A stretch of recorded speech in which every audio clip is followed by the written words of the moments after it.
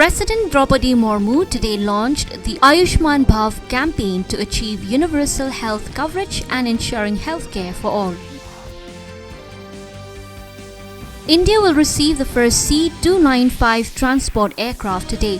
Chief of the Air Staff Chief Marshal V.R. Chaudhary will attend the formal handing over ceremony of the first C-295 military transport aircraft at Seville in Spain.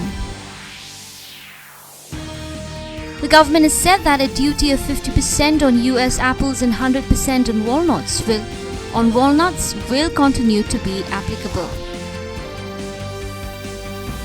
The fourth G20 Sustainable Finance Working Group meeting began today in Varanasi, Uttar Pradesh to finalize the 2023 G20 Sustainable Finance Report. The online nominations for the Padma Awards 2024 is opened till the 15th of this month.